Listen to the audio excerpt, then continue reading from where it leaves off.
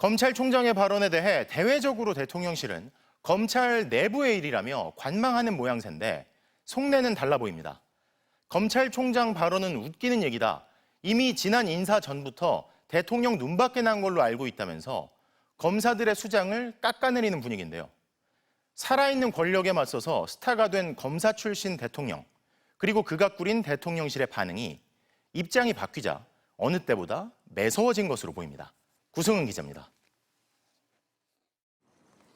이원석 검찰총장이 원칙이 지켜지지 않았다며 검찰과 대통령실을 모두 겨냥한 데 대해 대통령실 관계자는 검찰 내부 문제인 것 같다고만 말했습니다.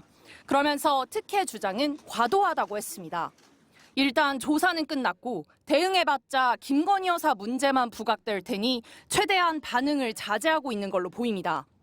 내부에선 이원석 검찰총장을 향해 불쾌함을 넘어 격앙된 반응이 이어졌습니다.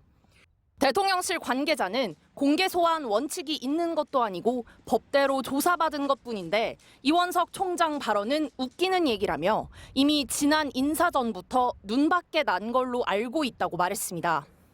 또 다른 관계자도 포토라인에 세우겠다는 건 정치적 망신 주기 이상도 이하도 아니라며 문재인 정부 때 인권 보호를 이유로 포토라인을 없애지 않았냐고 말했습니다. 공교롭게도 윤석열 대통령은 검찰총장 시절 조국 당시 민정수석을 수사하다 검찰 인사에서 배제당한 경험이 있습니다. 인사권도 하나도 없는 사람입니다. 밖에서 다 식물총장이라고 그러지 않습니까?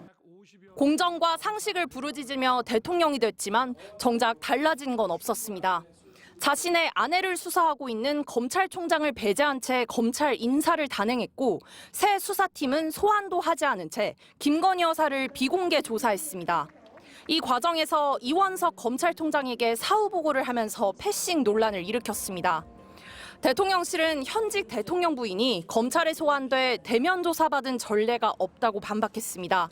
김 여사는 자진 조사를 받았고 장소와 시점도 검찰과 협의했다는 주장입니다. 검찰과 협의했다지만 고발 4년이 지나 김건희 여사 특검법 발의와 김 여사 청문회 증인 출석을 앞둔 시점 돌연 조사가 이루어졌습니다. 검찰총장까지 패싱한 특혜 조사 논란이 쉽게 가라앉진 않을 걸로 보입니다. MBC 뉴스 구승입니다.